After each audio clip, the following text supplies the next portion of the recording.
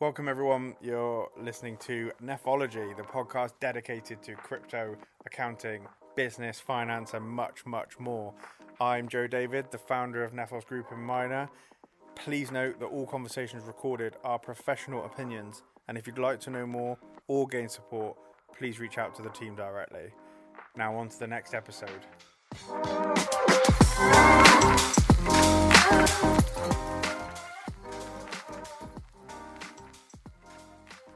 So welcome everyone to the latest episode of the Nefos Group podcast. I'm delighted to have Gavin Berry here with me today. Gavin, how are you? Very well, thank you. Thank you for inviting me along. No, thanks for coming. So for those that don't know, do you want to tell us a little bit about you and the multiple companies that you've got? Yes, sure.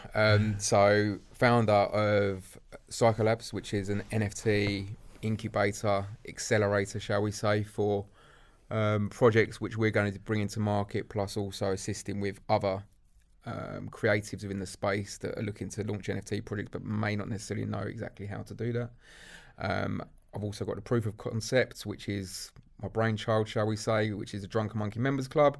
Launched that NFT project in March 2022, underpinned by utility of concierge services, which is going very well. And we've recently launched a Web3 news and education platform called CryptoPlug, which is getting some good traction.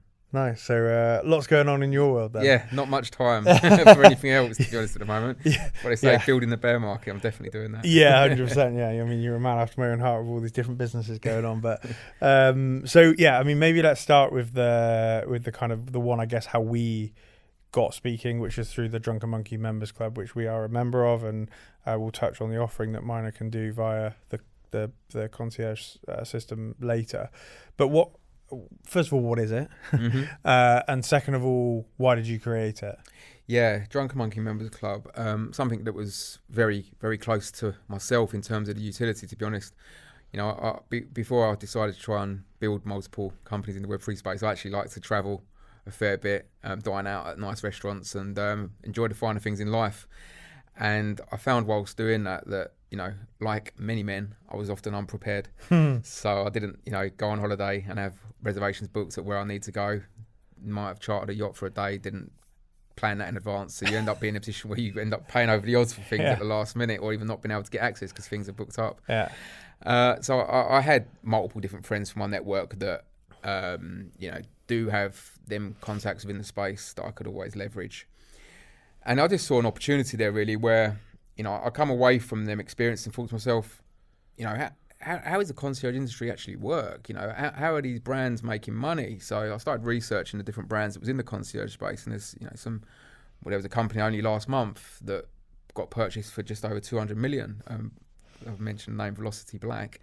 But, there's many concierge brands out there that are charging monthly, quarterly or annual subscriptions that can go up to as much as like £15,000 to £25,000 a year. Wow. And I thought to myself, what are people really getting out of that for it to be worth so much? There must be so much more. And also, sorry to jump in, the other thing with that is that's not accessible for the normal human being, right? No. Most normal working people wouldn't spend 25 grand a year. Some people wouldn't even earn that. So to pay 25 grand a year for a concierge service is quite a lot, right? Yeah, 100%. I actually saw a stat a couple of days ago now. I'm trying to remember the numbers behind it. I'm sure it said that there was currently 5,500 billionaires. Wow. So there's our target market. Yeah. But yeah, you're right. That it does seem like an extortionate amount to spend. But then when you think about, corporate entities, you've got law firms, banks, insurance companies, taxation companies, etc., that have always got to book different events, whether it be summer parties, Christmas parties, or even just corporate events for their clients. All of these add up. You've got to travel as well. There are lots of them that chartering private jets. And you don't realise that, even when you're paying, £15,000 upwards for these annual concierge memberships, the companies behind that will broker a lot of the services. So they don't own the private jets, they don't own the yachts. Yeah. Okay. And every time they're booking anything, they're often earning somewhere between sort of 6 to 8% commission. Yeah. Imagine that on a private jet that, might be a return trip to New York for, 60,000 in a weekend. And they're obviously earning that commission on top. On top of the fee. Scratching my head thinking, wow, there must be a way that, there's an NFT solution here. Yeah. And that's kind of where it comes from. And it was 18 months ago. only a few months before the project came to life, that the idea was there, and it was like, right, let's do this. And what were you doing before? 10 years background in professional gambling. Oh, right, okay. Yeah, completely different. That. And then I got into the Web3 space late 2017, started researching blockchain as a technology. And the reason behind that was because of the industry I was in already with, I think we call it gambling, online gaming. Yeah. There's a lot of pain points in the industry. And I was looking at ways that how blockchain could potentially enhance the industry and solve a lot of the solutions. Yeah. Solve a lot of the problems, should I say. And that's how I got into blockchain. So that was in 2018. Launched a tech company, that was looking to bring to market a payment and verification solution for that industry. But it was just, there's too much red tape in the industry for that to get anywhere. Yeah. And in that gap between that project and Drunken Monkey Members Club, I was working on a community that I'd accidentally built of people that was kind of coming to me for information within the markets, alpha, trading, etc. I was introducing different investors to different projects and so on. And yeah, that's kind of how it all came about. And yeah, it's going really, really well. Yeah, well, like I say, we're members, and I did pick up another one a couple of weeks ago or a month ago when it was. Oh, did you? Yeah, when it was low in price. Sweeping the floor. But yeah, no, I think it's a really interesting, because and the reason I mentioned about the concierge service pricing being out of touch of normal people is, from my understanding, no offense to anyone in the Telegram group, by the way, it doesn't feel like you've got a Telegram group full of billionaires. It feels like you've got a Telegram group. I'm sure there are some very wealthy people in there, but it feels like you've got a Telegram group of normal people, or a Discord of normal people as well, right? That have now got access to something that they may never have had access to in their life in others. So I think for me that's really nice as well, that at the moment anyway, the floor price being in a position where people can spend a not too much amount of money and get access to this. Don't want to go into SycoLabs, but coming back to NFT projects and an ideation phase of when you're bringing a project to market, there's so many things to consider, and that what you've mentioned there is something that's really important, because with the utility that we built for Drunken Monkey Members Club, it's allowed us to bring a community together that are going to go on a brand journey with us. Okay, they become an extension of our marketing arm. Now, are our existing community members members that may pay £15,000 a year for a normal concierge service? Most of them, no. Okay, but some of them, yes. But the point is, these NFTs have a price to one person that's completely different to the next. So, questions I've been asked is like, well, if this is so good, why would anyone sell? Yeah. And it's like, well, for one person who can appreciate getting last minute restaurant reservations and an upgrade on their room when they go on holiday once or twice a year, and that special VIP treatment every so often, it's great. It might be worth a few £1,000s to them. But look at the other end of the scale. Like I said, you may have a law firm that's taking out clients on a daily basis and getting private jets all over the world on a weekly basis for all their partners. You look at the price point of where they are, they're looking at hundreds of thousands a year they spend on concierge. So when you put it down as being a lifetime membership for as long as you own it, everyone has got their threshold, I think, of where they would say, right, okay, that's what it's worth to me, but it's always worth more to someone else, because as I said, there's thousands of billionaires out there now. Yeah. And ultimately it's, what is something worth to somebody is also what is the value of a few things, their time. I'm a busy person, for example, I've got lots going on. To be able to we talked earlier that I booked a private dining dinner for about 20 people in the crypto space. We brought them together last week, all through the app, which meant I didn't have to mess about phoning the restaurants, finding these things out, etc., etc. So that to me is a huge value. The time that would have taken me. But then to other people, like you say, it might be the VIP benefit they might get when they take their wife away for a weekend, or they get to upgrade their rooms at a hotel. And like you say, that value is totally different depending on. Well, only last week, we had a group of people that needed to get last minute tickets to Ascot, where they're in the hospitality sector for a sold out event. When they are able to do that, and they've got their friends with them that they've taken to the event, and then they're saying, How did you that? do this? Yeah, you know, this was sold out. And it's that kind of thing. Sometimes it's clout. You know, people say, well, look, I can do this. I've got contacts. And speak to me. I'll sort you out. Exactly, for sure. Yeah, for sure. Definitely. It does beg the question, though, if it was sold out, what sold out actually means in some of these circumstances, doesn't it? Yeah, they must hold some stuff back, I guess. Well, there's always cancellations, isn't there? True. And it's a case of who knows who to be able to get access to them cancellations. True. I guess we kind of touched on the problems that you're trying to solve with the Drunken Monkey community. One thing that I've never asked you, but I'm always interested in, is where the name came from. Yeah, it's a great question, to be fair. Obviously, Members Club was important.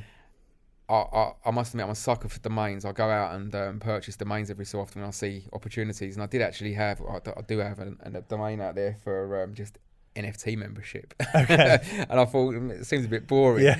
So, you know, what do people go out when they're enjoying themselves? You know, there's normally alcohol associated for the right or wrong reasons, but people do like to have, whether it's, you know, their favourite cocktail, a pint of beer or a bottle of champagne. People are often going out, they're having a tipple and drunken, just had a ring to it, Drunken Monkey Members Club. And I feel that, you know, creating a successful NFT project, again, even not just in NFTs, but in a traditional business, it's about trying to create a brand. Yeah. And it had a nice ring to it. I'm not overly sure where it comes from. One of them light bulb moments, and it was like, yeah, you know, I like it. I mean, the artwork's really cool, which also, I know that it aligns with the brand, doesn't it? Exactly, and that's the really cool thing about it, is like, I'm assuming the name came first and then you built the artwork after. So, but you've actually created, you know, the name now is not irrelevant, but like it doesn't matter what the name was or why it was, but because what you've built in terms of the artwork and the brand around that is really cool now. So, I've never asked, so I was just wondering what the answer was. Okay, so obviously you've built this project. You've obviously had great success, and you've got lots of members. You able to say how many members? Yes, so we've currently sold, I believe there's 2,207 memberships that have been sold, and we've got, I think it's 309 unique holders. Wow, okay. So a lot of the members have chose to purchase more than one. Going back to your point, it's because they know that as this brand grows, there will be people out there that will be willing to pay more, but they won't necessarily want to sell all of theirs. They want to be able to hold on to that brand for the journey that it goes on. So that's the thing, and in the nicest sense, you know, that's why I purchased one the other day for whatever I did, because I feel like that price is going to be a steal in the future for someone that wants to buy it. So so you built that successful, you know, like you say, 2,000 odd sold, 300 and odd unique memberships. So is that where SycoLabs kind of came in then to look at how you could help other projects? Yeah, SycoLabs was always, you know, when Drunken Monkey was being launched, the bigger picture was always SycoLabs. You know, it was a case of there's so many things that people need to consider. When I say people, I mean like creators, whether you're an artist or whether you're a developer, whatever it may be. You know, many different people look to launch NFT projects. They don't often have a team behind them. You know, there's been stories of, I believe, like 12-year-old children selling whales from their mum's bedroom, you know, that have gone to, you know, mint out and make $8 million and stuff. But, you know, there's so many. That's a story that obviously doesn't happen often. No. You know, don't start going drawing whales in your mum's bedroom. Although I did show you some squiggles earlier that were worth like 20,000. Yeah. But there's so many things to consider for an NFT brand project, and I think it's going to be more and more important as we move towards more regulation coming into the space, people having a little bit more awareness of what they're purchasing. You know, in the last bull run, you know, is when NFTs really caught on. I believe it was in the latter end of the bull run, 2021 onwards, and you know, a lot of people bought NFT projects, and some of them had great artwork, some of them had great stories, but a lot of them they're doing nothing. You know, they have no utility, they have no business, they have no team, and you now own an NFT which probably would be worth more if it was physical art. Yeah. Because there is no underlying value behind the art. So, you know, for us, it's about being able to put the right processes in place to allow whatever person that may be to launch a project. And that's what SycoLabs is about. So even an ideation, you know, might have an artist that comes to us with some fantastic artwork and they've got an idea, but there's so many things to consider. Yeah. And I think that's the hard part, isn't it? That And part of I was talking to someone earlier today in another recording I was doing, and the conversation was around like that it's not in the NFT space, but in the crypto space, around incubation, because you can have as many ideas as you want, but if you've got absolutely no way to structure those ideas, they just stay as ideas, and that is, there's a lot of wasted talent then, if you like, that there's these great ideas that never achieve anything because they don't know the other bit. So it's great that you're able to. So have you got a team then that can help with different areas of that? Yeah. So we've got a team of 18 people now. We're scaling at a rapid pace. I believe we've got people working for us covering 5 continents, which is nice. Wow. Yeah, we've really scaled because we're only sort of just under 18 months old. It's come together really, really quickly. And I think the nice thing about it as well is that the team we've got, they're all really passionate about what we do.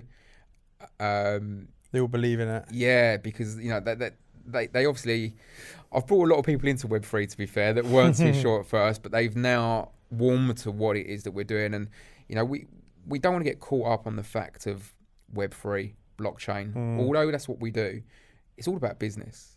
You have to realize that not everyone's going to be able to go out there and create a piece of art, unless you're Banksy or someone like that. Just because it's digital, it doesn't mean you're going to be able to go and sell that for tens of thousands or millions of pounds. So ultimately it's about, how are you going to launch a business which is leveraging blockchain, and you're going to use NFTs as a route to market.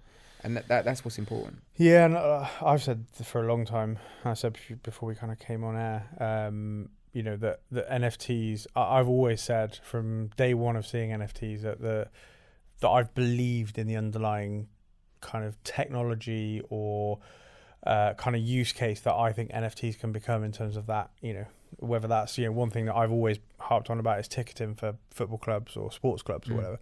How much better would it be if, rather than using some online ticketing platform that, it's a centralized party, you don't know who's buying your ticket, all these different bits and pieces.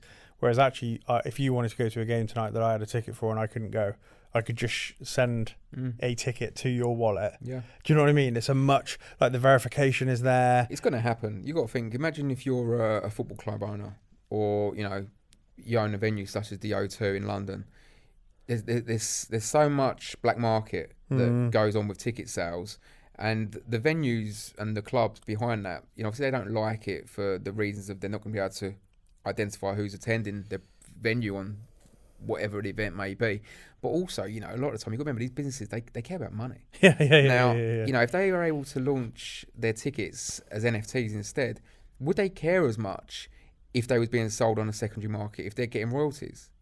So it's another income for the businesses. Yeah, 100%. And but for me, for clubs in that, or I live in Cheltenham, right? So we're right by the Cheltenham races, Gold Cup, big event, and there's touts that stand basically just outside the entrance. Nobody stops them. Yeah. Nobody okay, sometimes the police wander around and they put their tickets in the pocket and walk around the corner for 5 minutes and then they come back. Yeah. Like, if they really wanted to stop it, just have a couple of policemen right by the entrance and they'd go away, right? So, but on the flip side, for me, it solves both problems, or not even solves both problems, but it's double-sided. So it gets rid of the issue around, if a tout sells a ticket, I could lose money because it might not be legit. First of all. Second of all, if I then buy that ticket and it's your ticket and I go to that stadium and then I'm racist or I throw something on the pitch and they identify that seat, but you don't know who went in your place, there's an issue. Yeah. If they can't see who it was. But then, like you say, on the flip side, with touts and all that sort of stuff, the clubs get no money from that. So actually, it solves the issue from the individual's perspective, that they know that their ticket's going into safe hands and blah blah blah. But it also gives the clubs another revenue that they didn't have before. Yeah. So for me, it's like an absolute no-brainer. I guess the challenge is you've got to get mass adoption to make it work. I'll address the elephant in the room a little bit as well, because as I said, I think that NFTs are they're a second wave of blockchain. Obviously cryptocurrencies came first, and we've seen what's happening in the cryptocurrency space now with a lot of the exchanges being targeted by the SEC. NFTs have only really started to catch. I know CryptoPunks came around in 2017, I believe it was, but they've only really started to gain huge momentum over the last bull market. Going back to your point there about the importance of understanding who's behind whatever wallet, similar to what they're doing with the exchange and that centralized exchanges. How long will it be for a marketplace like OpenSea, etc., have to verify people? It's gonna happen. Yeah. I don't see how they're gonna be able to let them get away with it just because they're an NFT rather than just a cryptocurrency. There's still people trading in volumes which are sometimes substantially more than tokens than cryptocurrencies, you know? We got a guy come to us who, I think he did 1.5 million transactions in a year, and about 1 million of those were NFTs. Yeah. No one knows who it is. And, getting prices of those and all, absolute nightmare. So, it's definitely, like you say, I'm not an advocate for that, by the way. No. But I just believe they're not going to allow, as much as everyone wants to stay decentralized and have a bit of, that sense of anonymity behind what they're doing. We know that obviously everything's open source on blockchain. You know, as you do the forensics yourself. For Mina, but it's just not realistic. I don't think that people like marketplaces are going to be able to stay the way they are without they get too big. And at the end of the day, whilst they start off as being wanting to have that anonymous factor to them to build their community, when they're worth billions of pounds and you get regulators coming after them and they don't want to lose that income anymore, they're going to do what they need to do. Yeah, for sure. And I think that you're right. Whilst I'm not an advocate for regulation in crypto as such, but I am an advocate for a better, more kind of sophisticated, mature system, because if we don't get that, we don't get the benefits of the mass adoption like we just talked about, and then we can sit here and say ticketing, blah, blah, blah, blah, blah. But actually, in order for that to work properly, clubs will need to verify who people are, et cetera, et cetera. So, I think we're moving into a more regulated world, whatever we're looking, but I still think we can keep an element of, because there's choice as well, right? If you want to stay decentralized and never use it for ticketing or, this, that, and the other, you could do OTC trades and, harder, I appreciate, but you could stay anonymous. It can still happen. But actually for the masses that probably don't, there's the opportunity to do that. You might own 10, 20, 50, 100,000 Bitcoin, whatever it may be. Would you feel more comfortable going onto a centralized exchange and transacting in comparison to sending that up to someone online, or meeting up to someone? You put yourself in a very difficult position if you plan to go down that road. 100%. And there's no, and actually one thing that we're looking to add on to our services is a more financial side of the product. So we're looking at OTC, custody, things like that, and actually FX transfers, because we can actually be so if say you and somebody over here wanted, you can be the third party, we can be the trusted third party, like an escrow, so we can custody the assets and then distribute them accordingly. So it is definitely going to be possible, but like you say, it's more hassle. It's much easier to just load up Binance and do what you need to do. So so on the of any, I guess from we talked about alpha before this, but what's the plan? What's the next step for you and for the if you can say, obviously. And we'll come on to CryptoPlug in a minute. I thought about this question. I thought, I can't give away everything too much. Because hopefully you're going to get a lot of people listening to your podcast. And there might be people in the space think that's a great idea. Actually, I might go and do that. But Drunken Monkey Members Club, as we know, we're building a brand there. We've done it in such a way where we're building through the bear market so that we can actually build a business. We can't be inundated with requests from 5,995 members going live in a bull market that all want to book restaurants overnight and hotels. It would be carnage. The brand would be destroyed instantly because we wouldn't be able to handle it. So Drunken Monkey is going to take its natural growth. We're going for an NFT migration, which you might not actually be aware of either, being a holder. We're going to announce this in the next week or so. Okay. With the web app going live within the next fortnight, we're also doing an NFT migration due to what's happened into the NFT sector with Blur Marketplace going live and making it so royalties are now optional for people selling. When I come across this, I think Blur launched in, I believe it was November, but I only came across this in sort of February, March time, and I was sitting there thinking, this is a bit of a problem, because one of the things I've been asked many times with Drunken Monkey Members Club is, how are you going to sustain the business? If concierge companies are charging £15,000 a year, there's a reason behind that. They have a lot of expenses they have to cover. And if you're not going to earn an annual income, how are you going to do it? And obviously, our revenue is primarily driven by royalties. Mm-hmm. If the royalties then become optional, and we're suggesting that our NFTs can get into the tens of thousands, and any of our members think, well, why am I going to give away 8% of that if I don't need to, especially when you're targeting a global community, it puts us in a real predicament. So we're having to do an NFT migration, which will allow us to make the royalties mandatory. So the collection that's out at the moment is actually going to be scrapped. Okay.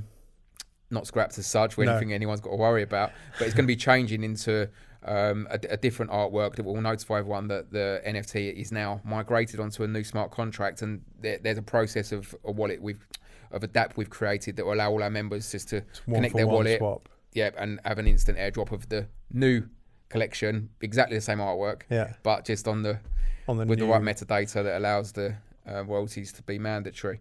So there's that going on with Drunken Monkey Members Club. Obviously we've got a DAO that's to come next year.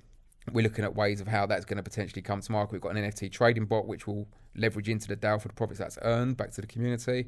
But then we're also thinking that could potentially be a payment solution for any of the services that people are actually utilising through the app at restaurants, hotels, etc. So that's something of interest. And then with CycoLabs, this is where it's difficult to give away too much, but we're working on some really, really interesting projects across a variety of different businesses, different industries, should I say. We're looking at different marketplaces. There's a good chance that Drunken Monkey Members Club is going to have its own marketplace. Oh, cool. And that will allow us to be able to have that as a white label solution for other marketplaces as well. Others that we're launching, we're looking at the gaming sector, because there's a huge opportunity, I believe, behind different skins within games that people purchase online. They should be able to be traded as NFTs, and that's something we're looking at. There's multiple sectors that we are looking at the moment. It's very exciting, but I can't give too much away on CycoLabs. It's hard. Because they're kind of projects that are due to launch. So and under wraps a little bit. It makes sense. And just quickly before we touch on the CryptoPlug piece, this royalty thing, I didn't know about the royalty situation, but I guess some people would look at that and say it's a good thing. Others would look at it and say it's a bad thing, right? That royalties become optional.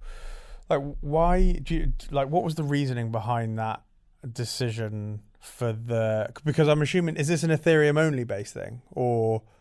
No, I don't believe it is. So it's because my question then is how do they enforce it? That's not how it works. It's obviously enforced through smart contracts and stuff. But it's interesting that if they've kind of all got together to say they should be optional, when, like you say, how do they expect these? Well, they haven't all got together. That's what Blur have done by disrupting the space. And that's why they took a huge market share when they launched, because it attracts sellers to want to sell. It doesn't attract artists. Okay, so it's only Blur at the moment that have rolled this out. Well, no, because it was Blur that done it, and then now, because you can go and sell, for example, let's use Drunken Monkey Members Club example. You can go and sell Drunken Monkey Members Club NFT at any of the NFT marketplaces, okay, that do have Ethereum on there, which majority of them do. If you're a seller, as I said, majority of people are going to want to get as much as they can from their sales, but for creators, it's a real problem. And I'll use an example which I'm sure most of your community who are listening on this will be aware of. Let's look at Bored Ape Yacht Club, okay? A huge blue chip brand that didn't sell out their NFTs. No. They was in a position after being live, I think, for around 20 days where they gave away around 20% of their collection. Okay, now, Bored Ape Yacht Club, SycoLabs, wouldn't be the brand they are today based upon the model that's out there today with people now to sell their NFTs for free. They've generated over, I'm 100% sure it's over 100,000 ETH in secondary market sales. It could be much more than that now. But think about how much they've earned in royalties off the back of that, and that's what's built their brand. Yeah. If that was optional, they wouldn't be the brand that it is today. But have Blur not, because obviously things like, I guess then OpenSea and that have followed suit because they've had to. Yeah. But have Blur not, what's the word? Because ultimately, as we've just said, in order for Drunken Monkey Members Club as an example to survive ongoing, and for you not to have to place an annual fee for being part of it and all that sort of stuff, there has to be a revenue model for the business. Correct. Anyone that holds it, anyone that's part of it, should be okay with that, because otherwise they're not going to get any of these things, and it's going to be a rug. But right? that's talking about people that are holding it, but it's only at the point of when they sell. Yeah. So, but what I'm trying to get at is, so for a business model like yours, where actually the underlying thing for you is utility and holders and all that sort of stuff, actually people shouldn't mind paying a royalty because they're paying back into this thing that they've benefited from. And actually the only people you're turning off in a sense is those that want to do these flips and kind of arbitrage trading and all that sort of stuff, which to be honest is a good thing for businesses like yours anyway, because you don't want people to come in, flip it, really, do you? If that's all they're going to do and not pay any royalties on that. But the thing is, it's not something we necessarily worry about with where we're at the moment, because obviously we're at infancy of the project being launched. We're building through the bear market. We don't expect this to really take off until next year when we're going to sell out the collection, and then the price of these should go exponential based on the services. But if these do get to a price point where they're in excess of $10,000, 8% royalties to someone that we have no interaction with or no personal relationship, it could be based in Italy, Argentina, Nigeria, wherever it may be. Why are they going to give a brand that they don't have any personal relationship with $800 when they don't need to? So that's why we've had to migrate. And a lot of projects, real projects, are going through a migration stage now, because you can build it into the smart contracts that royalties are mandatory. Yeah, okay. But that means that you're restricted to OpenSea and OpenSea owned marketplaces. So you wouldn't be able to then sell your NFTs on Blur? Correct. So OpenSea are protecting themselves to know that they make royalties mandatory as long as your owners can't go and sell them on one of their competitors' marketplaces, which is going to undermine them. Because OpenSea and Blur still take their commission, which is, I believe it's 2 and 2.5%. Okay. But it's the actual creators that miss out. So that bit's okay. Yeah, it's okay that they get paid. Yeah, it's all right for them. Just no one else. Yeah, but if people are launching NFT projects that may not have a sustainable business model, then how much a royalty is going to mean to them? Because they're making a lot of their money via their initial mint. Yeah, for sure. So they might not care too much about the royalties. The brand goes crazy after they've minted. It's a nice claim to fame for them. But for a business like ourselves that has to have a sustainable income model to build and grow and give something back to the community, it's important. And that's going to be the same for any serious NFT project that's actually got a real world utility behind it. Yeah, and I guess, Bored Apes, as an example, can sell many things, merchandise and sponsorships, and there's loads of different things that Bored Ape, because of the size they are now, like you said, can do.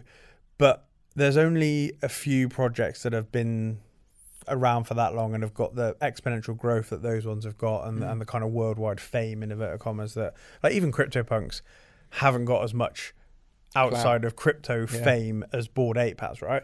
So there are only a few select handfuls that can now probably live off their early kind of success. So surely the option to not pay royalties is a bad thing for the market, I guess, is what I'm trying to say at, because NFT projects bad for creators. Yeah, but therefore, if it's bad for creators, why bother creating? If a creator's going to say, well, I can create this project, mint out, great, I got some money, but then I've got nothing in 2 years' time to be able to support my community, the community are just going to say, oh, you just did that to raise a load of money and now you've run off with it. And Joe, I'm going to really set the cat amongst the pigeons here and throw the question back to you and ask how, do 99% of NFT projects actually care about the community 2 years later anyway? Because most of them don't do nothing.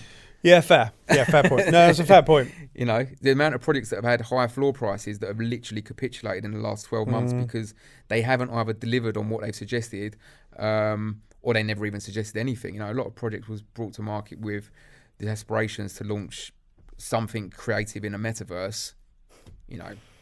It's pie in the sky, isn't it? Yeah, no, it's a fair point actually. I'm thinking everyone's got a good outlook on life and everyone wants to support the community, but I guess you're right, in a couple of years, if we look 2 years from today, how many projects, how many of them are actually around? I would argue that from the NFT projects that are launched in 2022, next year in 2024, I'll be surprised if more than 1%, more than 0.5% of them are active. Yeah. And then new waves of projects come. Yeah.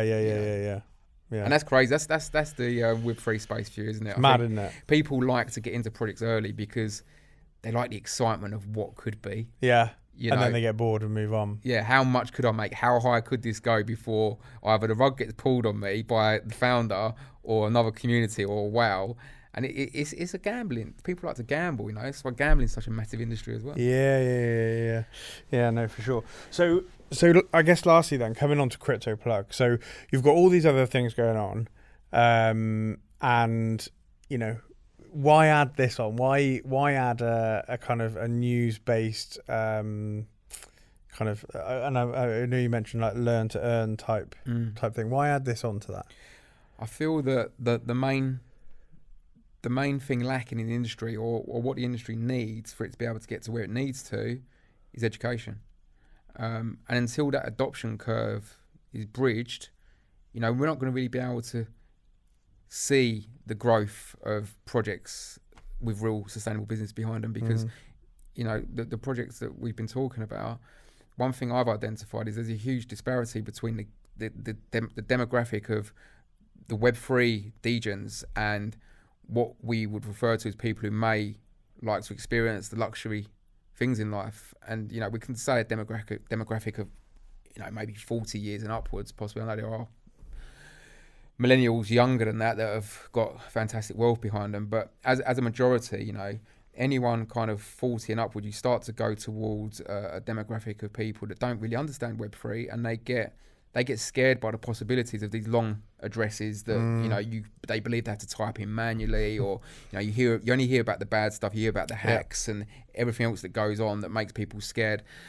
And then when it comes to marketing as well, you get a lot of projects that are launched. There's a lot of rug pulls that take place when the market's going to the bear market. Going to the bull market.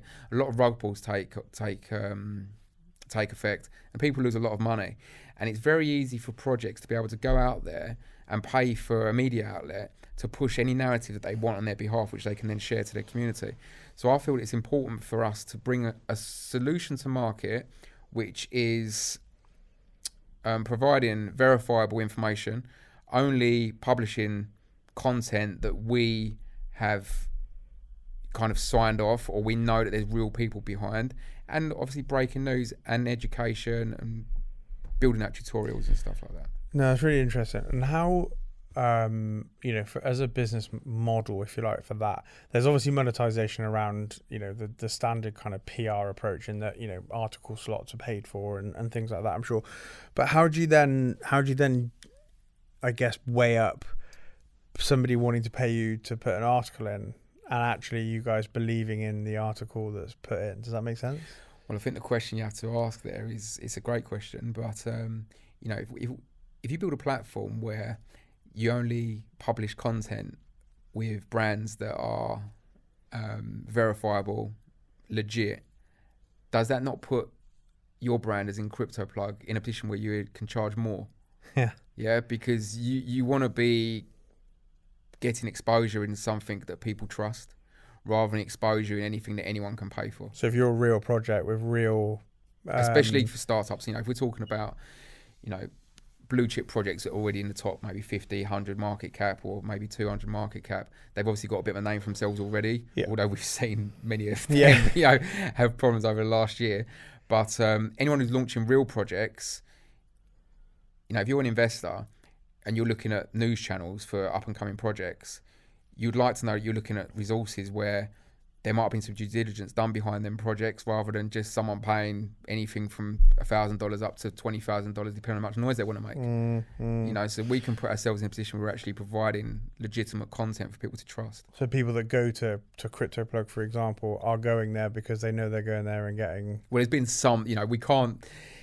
It's impossible to tick all the boxes of because we've seen projects such as Luna, FTX. It happens, but we want to be able to try and do as much as we can to at least make sure there's a real identity. For sure. So, but what I mean by that is, I guess, if they want to go somewhere where there is more substance, hopefully, behind it than I shouldn't slag off things, but like Cointelegraph, for example, where I know myself because I've been contacted sometimes about how much I can spend to get something on there or what have you, and it's like you say, it becomes harder to verify. So and where does the learn to earn then come into so the learn to earn model, we will be looking at it goes back, because all of this is owned by SycoLabs, so this is some alpha that we can actually reveal for SycoLabs, because we're looking at a learn to earn model, which will be a community-based token that will allow members of CryptoPlug to access certain channels, whether that's going to be within Telegram, WhatsApp communities, or even private Discord channels that are gated on a subscription-based model, where you can earn tokens based upon watching tutorials, whether that's tutorials for the Web3 space as a whole, or whether it's for a tutorial for a new project that's about to launch that wants to get a demographic to understand their project, they may be able to gift people for learning about their project, which I know some other exchanges have already done, but no one's done that from a news perspective. And we want to be able to also, within the tokenized model of that, we're building out a WoW wallet tracker dashboard, which will allow us to, or allow the members of the gated community to get access to projects before they become, before they have their moonshot, shall we say. Like, you know, a lot of YouTube influencers, as an example, that may have 1 million, 2 million, however many million followers, you know, these early stage projects that we talk about that aren't always verifiable, they will pay YouTube influencers to promote their project, but they will normally pay them X amount in fiat and then a much larger amount in tokens. Yeah. Okay. Now, if we've got a solution in place which we're building where we track all of these wallets and we can identify airdrops that are going to these wallets before anyone even knows about them, there's a good chance that that's going to be coming out on a YouTube video, etc. in the future. So it allows the community behind CryptoPlug, the tokenized community, to be able to get access to stuff before anyone else. And it all ties in. But learn to earn, I think, will be important in the industry as a whole. Yeah, I agree. As I said, adoption's only going to come with more people having an understanding of how things work. I think the advancements on developments that are now happening, same as when the internet launched. You know, I remember when I had the internet and you had dial up and it meant that your parents' phone line went down. They was engaged for hours if you was sitting there doing whatever you was doing. And you know, naturally as that progression is, it will become easier. Yeah. You know, there'll be a time where you'll be able to send NFTs and crypto tokens over your mobile phone to a contact and it'll be literally as simple as that, rather than like a text. Yeah. And I think that's the thing I think we always forget, is that we are so early in this space and the opportunity is so great. And I don't just say that from a, you know, like everyone says, oh, we're so early, it's so, but like it is true. Really like, it is a fact. Like we're in that stage, like you said, where, and now looking back now, and I talked about that dial-up thing the other day to someone, I can't remember who now, and looking back on that now, you can't even believe that was even possible, that you couldn't use a phone at the same time as using the internet. And to think now you have your internet in a phone. Yeah. That you don't let out your hand. It's constantly with you. Yeah. So, that's all in like 20, 25 years. Exactly. And that's where the kind of we're early comment comes, is like, that wasn't, back then there was no way we would have imagined where we would be today.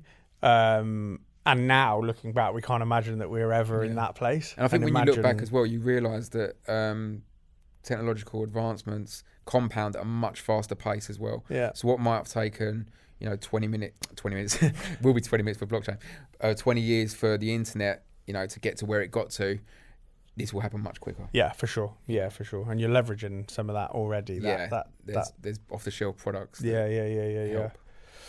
Well, look, thanks for having me. I think it's fantastic what Mina are doing, and you know, everyone out there, although it's one of the things you don't like to think about, how much money you may have made or not in the current market, and looking at tax. But Mina, great company to work with, and thanks, I wish you all the best. Yeah, no, thank you. And for those that want to reach out to you, where's the best place for them to get in touch with you? We can put a description in the information in the show notes. But just we'll have all my links on the show. But yeah, Twitter, LinkedIn are probably best. I don't really respond or take many requests on Discord just because of the amount of charlatans that are out there. But yeah, Twitter and LinkedIn are normally best to me. I try to keep a social profile pretty limited. So. Yeah. And like I say, we'll link everything down below. But Gavin, thanks for having you. Thanks for having me. Thanks for coming. And I look forward to catching up soon. Brilliant. Thank you. Cheers.